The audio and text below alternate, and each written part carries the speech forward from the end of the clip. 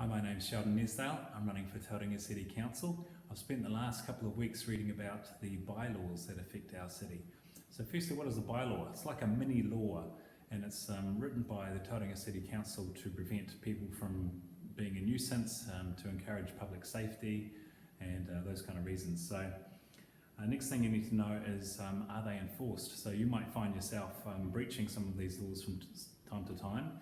So they can, enforcement officers can be sent out and you can be given a warning to correct your behaviour, and if you don't correct your behaviour you can be given a fine. But before that happens, if you find out you're in breach, you can actually apply for an exemption.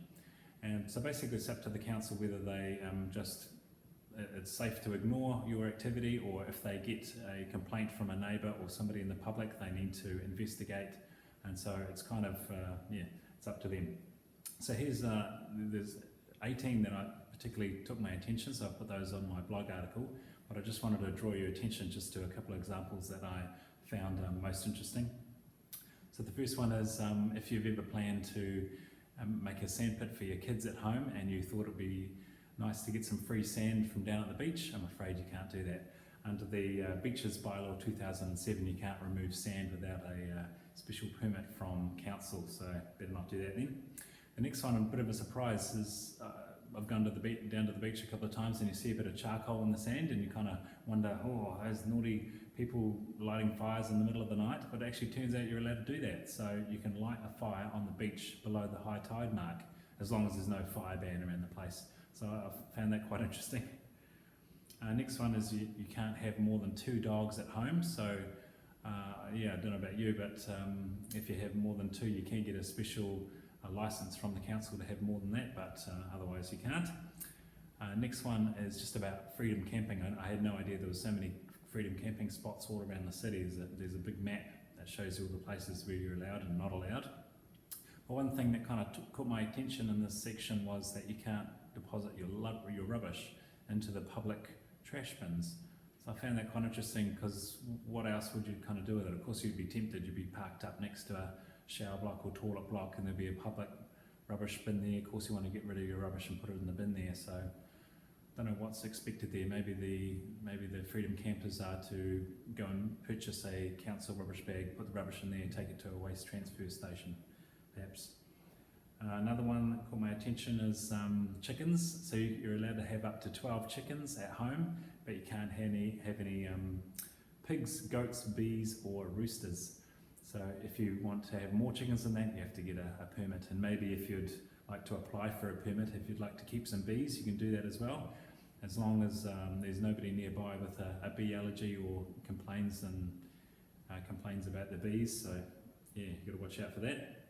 The next one is you can have a bonfire in your backyard as long as it doesn't cause an ash nuisance or smoke. And let me see one more here. Yeah, one thing I found really weird about food stalls. So every food stall is required to have a wash basin and water that is 38 degrees centigrade. I can't imagine anybody meeting this criteria at all. Maybe at the food markets, there's a wash basin that everybody gets to share, I guess, but otherwise, one-off kind of food stalls, you wouldn't think they'd be able to cope with that. Let me see what else I got here. Oh yeah, big one for me was, you've just done some shopping or something in town, you've prepaid for your ticket and you actually finished ahead of time and you've got a bit of free time on your ticket.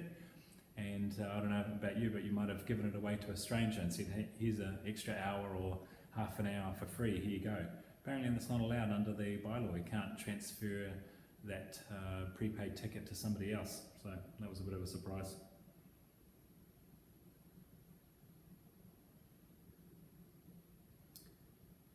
And there was probably just the last one.